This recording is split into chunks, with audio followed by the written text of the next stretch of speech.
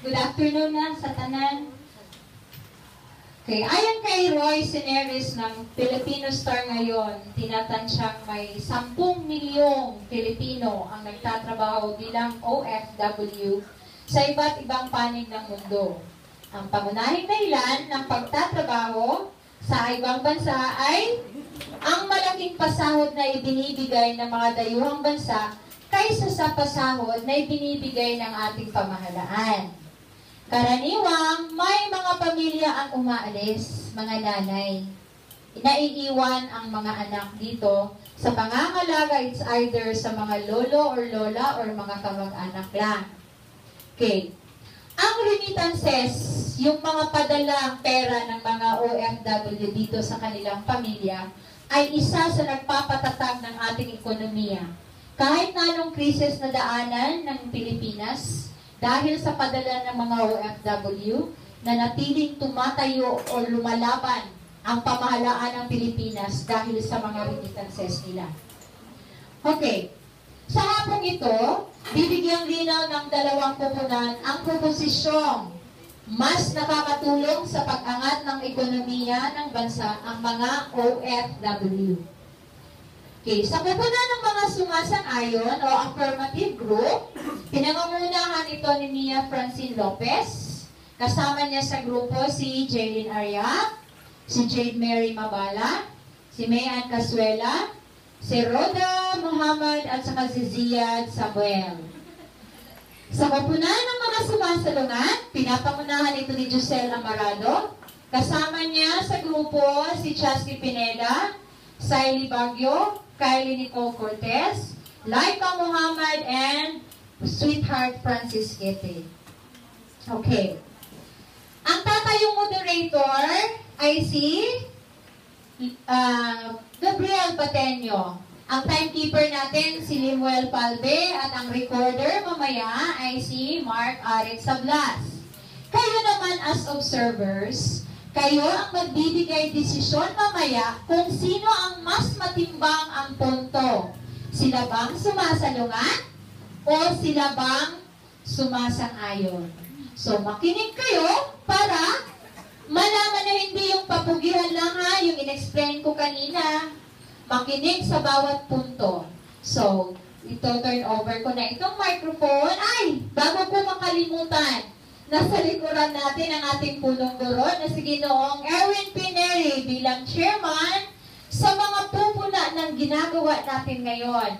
Kasama niya si Ginang Lisa L. Valiente, MT2, at si Ginang Ibita Alvarez, MT2 din, na magbibigay ng komento tungkol sa aking the way kung paano ko pinapacilitate ang debate sa hapon na ito. Okay. Gabriel?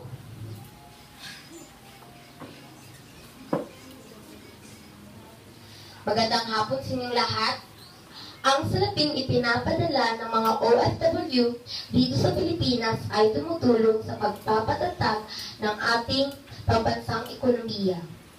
Ang pagtaas ng remittance na pumapasok sa bansa ay dulot ng patuloy na pagdami ng mga OFW sa iba't ibang panig ng mundo. Dahil sa malaking remittance na ipinapadala sa bansa, ang halaga ng piso laban sa dolyar ay napapanatiling matatag. Sa hapong ito, dalawang kupunan ang magpapalitan ng kanilang ideya tungkol sa paksa. Sino ang mas makakatulong sa pag-angat ng ekonomiya ng bansa? Mga OFW o mga naiwan dito sa Pilipinas na nagtatrabaho. Bago natin simulan ang debate, hayaan niyong basahin ko ang mga alituntunin na tandaan. Bawat team ay binubuo ng 6 na miyembro. Ang leader ng kupunan ng sumasang-ayon or affirmative group ang unang magbibigay ng kanyang opening statement sa loob ng 2 minuto. Ganoon din ang ibibigay na oras ang ibibigay sa katunghaliang ito. Patutungunin ng ating timekeeper na si Limuel Palbe ang hawak ni Kumbel kapag tapos na ang 2 minutong ibibigay sa bawat leader. Uunahin na natin ang leader ng affirmative group na si Mia Fonsin Lopez. Palakpakan. Maraming salamat, Gabriel Patenio. Sa dami ng problemang pang-ekonomiya na kinaharap ng ating bansa, patuloy tayong naging matatag dahil sa remittances na ipinapadala ng mga OFW sa iba't ibang panig ng daigdig. Sabi ng iba, ang pagsisilbi ng mga kababayan natin sa ibang bansa ay nakababawas sa lakas tao natin dahil dito nawawala ang pagiging makagaya nila. Taliwas ito sa aking paniniwala. Dahil isinasakripisyo nila ang kanilang buhay para makatulong sa ekonomiya natin. Marami ang nagtatrabaho sa mga lugar na mayroong gera, kagaya ng Lebanon at Syria. Ngunit upang mabigyan ng magandang buhay at mataas na kalidad ng edukasyon ang kanilang mga anak, karapat-dapat na silang tawaging makabagong mga bayani. Hindi man kagaya ng ginawang pagbubuwis buhay na ang kanilang nagawa kagaya nila Dr. Jose Rizal, Andres Bonifacio, at iba pang bayani. Ngunit nagkakapareho silang lumalaban para sa kalayaan sa kaso ng mga OFW, kalayaan mula sa kahirapan. Mula Abril hanggang Setyembre ng 2014, may estimated remittance ang mga OFW na aabot sa 173.2 bilyong piso sa laking ng naipadala nila sa mga pamilya nila dito sa bansa. Nagiging sandigan sila ng ating pamahalaan upang manatili tayo nakatayo ang Pilipinas sa kabila at kaliwat kanan ng krisis. Kaya masasabi ko, mas nakakatulong ang mga OFW sa pag-angat ng ating ekonomiya kaysa sa mga nandirito na nagtatrabaho sa ating bansa na maliit masyado kung magmasahod. Yun lang po at maraming salamat.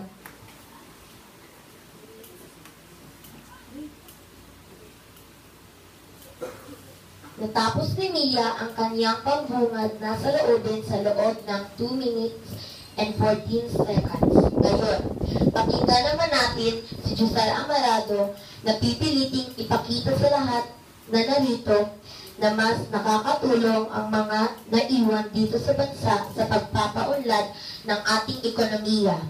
Palakpakan.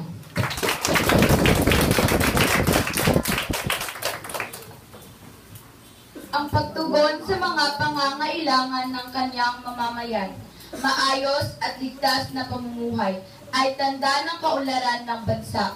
Hindi lang ang laki ng kita ng bansa ang basihan ng kaunlaran. Ang isang matiwasay na pamumuhay kung saan kumpleto at sama-sama sa hirap at ginhawa ang isang pamilya ay para sa akin ay tanda ng kaunlaran. Maliit man ang pasahod ng Pilipinas, ngunit ang mga naiwang ditong nagtatrabaho kasama ng kanilang asawa at mga anak ang lalo pang mas nakakatulong sa pag-unlad ng ekonomiya. Masasabi bang maunlad ng isang pamilya dahil sa mga makabagong gadget na hawak ng mga anak na nagtatrabaho sa ibang bansa? Sapat ba na mapapaaral nila sa isang kilalang universidad ang kanilang anak, ngunit di naman nila kapiling at magagabayan sa tamang pag-uugali tungo sa kapwa?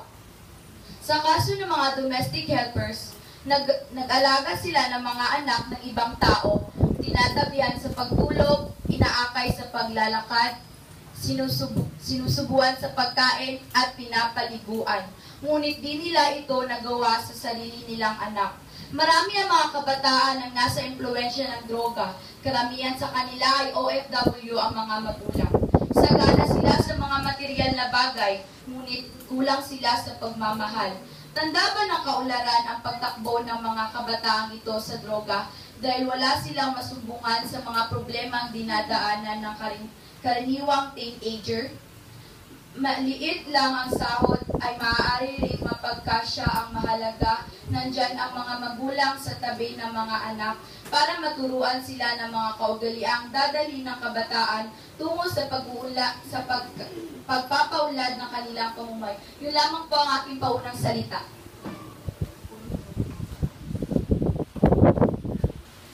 Natapos ni Giselle ang kanyang pambungad na saobin sa loob ng 1 minute and 59 seconds. Ngayon, sisimulan natin ang review time. Sisimulan ng affirmative group ang pagpapahayag ng kanilang punto at susunod ang negative group. Sa ikalawang round, pwedeng magtanong ang bawat miyembro ng grupo sa gusto nilang sasagutin sa kabilang grupo. Sisiguraduhin ng ating timekeeper na hindi lalampas sa 2 minuto ang bawat pagsasalita ng mga kalahok. Kung mayroon pang oras na malalabit, maaaring magtanong ang bawat isa sa miyembro sa kabilang kupunan. Tandaan, ito ay friendly debate. Nagpapalitan lang tayo ng ating mga idea tungkol sa paksa. Ang mga nagtatrabaho sa labas ng bansa ay mas mataas ang tinatanggap na sahod kumpara sa mga nagtatrabaho dito sa ating bansa. Kaya mas nakakatulong sila sa pag-angat ng ating ekonomiya. Kahit mahirap ang trabaho sa ibang bansa, ang mga magulang natin na nasa abroad ay naghihirap para sa kanilang mahal sa buhay at para sa pag-angat ng ating ekonomiya.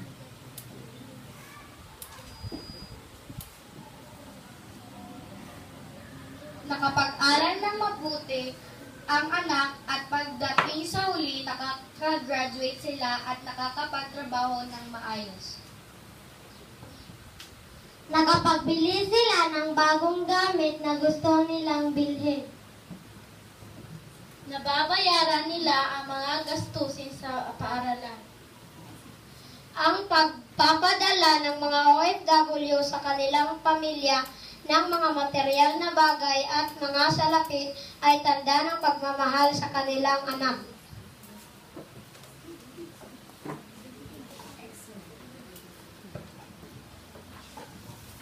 May mga anak na nawalay sa kanilang mga magulang. Ang kanilang magulang ay may trabaho dito sa Pilipinas, pero meron pa rin iba na hindi pa rin sila kontento sa kung ano ang napakikinabangan nila dito sa ating bansa. Kaya pumupunta ang mga Pilipino sa ibang bansa bilang OFW para magpakahirap para sa kanilang pamilya. Pero meron naman tayong mga trabaho dito, pero nakikipagsapalaran pa rin sila sa ibang bansa para magsakripisyo para sa kanilang mahal sa buhay.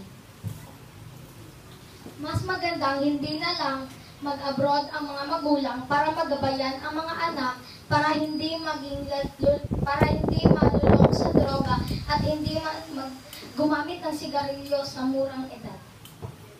Oo nga, nagpadala ang mga magulang ng pera para sa mga anak nila at hindi alam ng magulang kung paano ginastos ang pera. Dahil may nagtatrabaho dito sa atin at pumupunta pa sila sa ibang bansa para magtrabaho at hindi nila mababantayan ang kanilang mga anak. Hindi sapat ang video cam Skype dahil hindi parati nag-online ang ina o mga magulang sa ibang bansa. Inaalagaan nila yung mga tao na hindi nila kaano-ano, pero hindi nila inaalagaan ang kanilang mga anak, naging nalulong sa droga, nabuntis ng maaga dahil walang magulang na nagkumagabay sa kanila. Bakit ba sila nag-aalaga ng ibang tao pero ang pamilya nila hindi inaalagaan? Ang tanong na ito ay para kay Ziad Somer.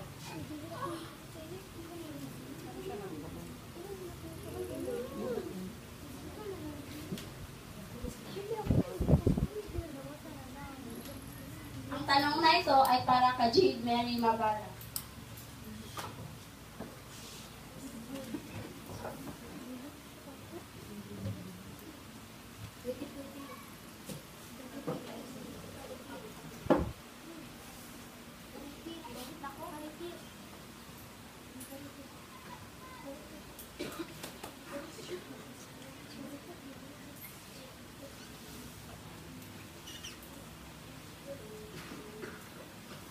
Nagtatrabaho sila sa labas dahil para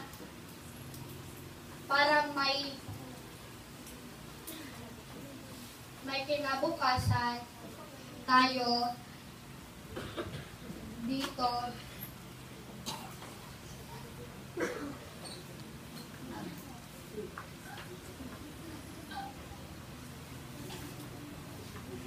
sa Pilipinas.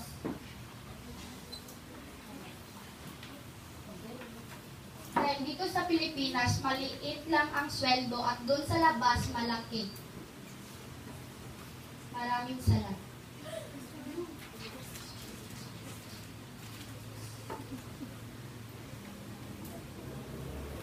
Para sa tanong kung ito, ipapasagot ko kay Siley Baguio. Bakit sa palagay nyo, delikado ang ibang bansa para sa mamamayang Pilipino na nagtatrabaho doon? Maraming salamat sa tanong. Para sa akin, delikado ang mga nagtatrabaho sa labas dahil baka nagtatrabaho sila sa mga delikadong lugar katulad ng Syria.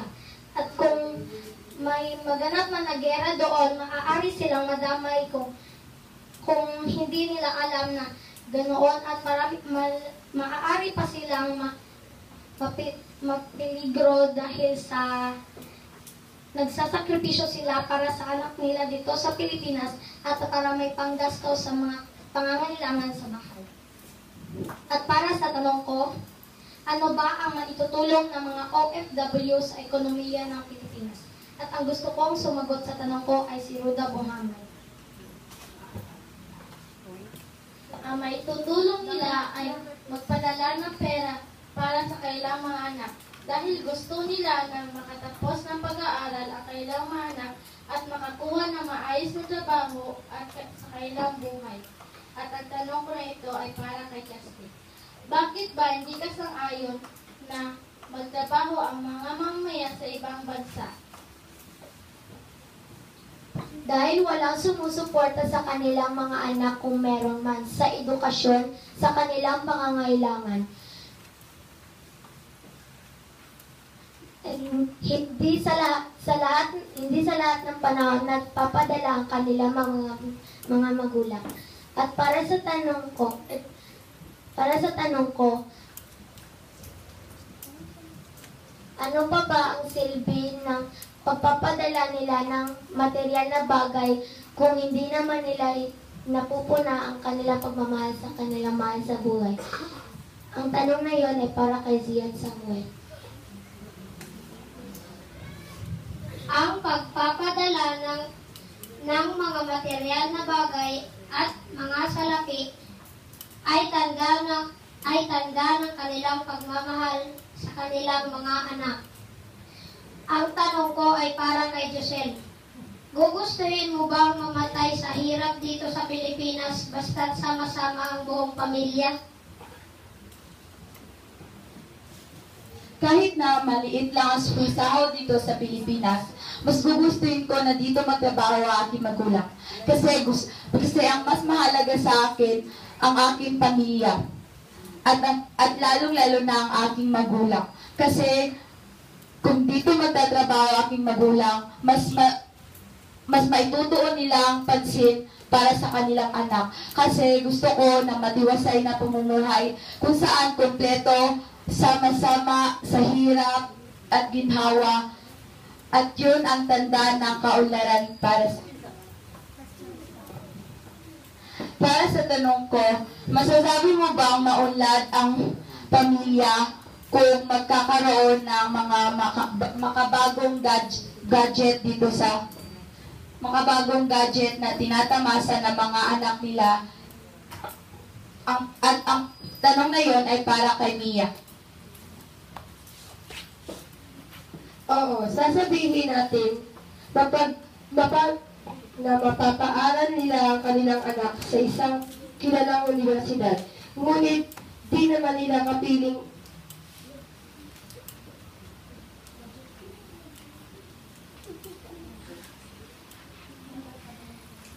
Pwede mong ulitin yung tanong. Pakiulit yung tanong. Ulitin mo. Pakinggan mo yung tanong niya. Para sa tanong ko,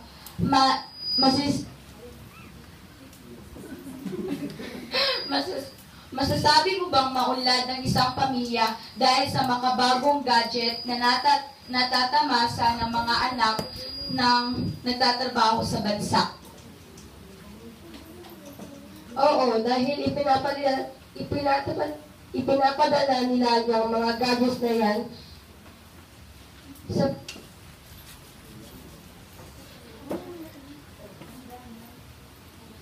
sa paraan ng kanilang pagsasakripisyo para sa kanilang anak dahil mahal nila iyon. At para sa tanong ko,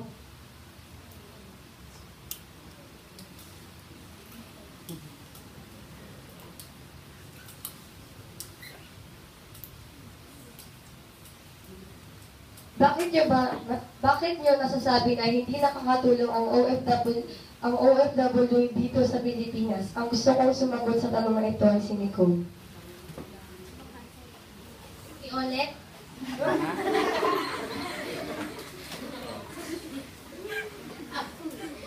Bakit masasabi nyo na hindi nakakatulong ang mga OFW na nagtatrabaho sa ibang bansa dito sa Pilipinas? Makakatulong nga ang pagtatrabaho ng OFW sa ibang bansa. Pero naman, uunahin naman nila ang kanilang anak na mag-aalaga sa kanila. At ang aking tanong, paano ba nakakatulong ang OFW dito sa ating bansa? Ang gusto kong sumagot doon si Jade Mary Mabala.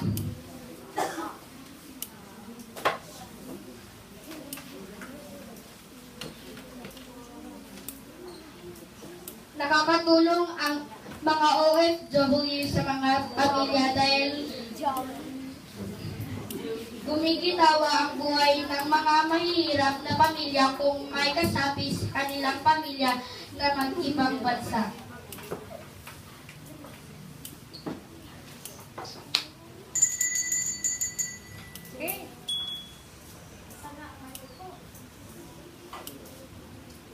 Okay.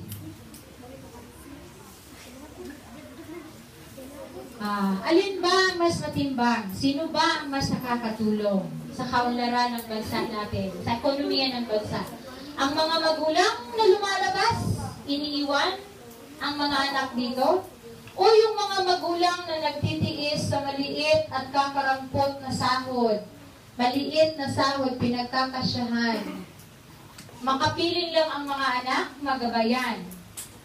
Okay. Ang tatanungin ko na naman ngayon, kung ano man ang magiging desisyon ninyo, bawat isa sa atin ay may kanya-kanyang rason kung bakit iniiwan ang pamilya. I'm sure, may mga bata dito, mayroon sa inyo dito na mga magulang iniwan kayo sa mga, yes, iniiwan kayo sa care ng mga kamag-anak para makapagtrabaho. Ngayon ang tanong ko, sang-ayon ba kayo? Ilan sa inyo ang sang-ayon na mas nakakatulong sa pag-angat ng ekonomiya? Ang tinatanong ko yung mga observers, ha? Sino sa tingin ninyo ang mas nakakatulong sa pag-angat ng ekonomiya? Yung mga overseas Filipino workers? O yung mga magulang na nandito lang sa ating bansa at nagsusumikap mabuhay kasama ang kanilang mga pamilya? Okay. Kung sino yung sumasang-ayon, taas ang kamay. Sang-ayon na OFW ang nakakatulong ng malaki sa pagpapaangat ng ekonomiya. Wala? How about na mas nakakatulong ang mga magulang sa kaunlaran ng pamilya kapag nandirito lang sila sa ating bansa? Wow! Taas ka mo.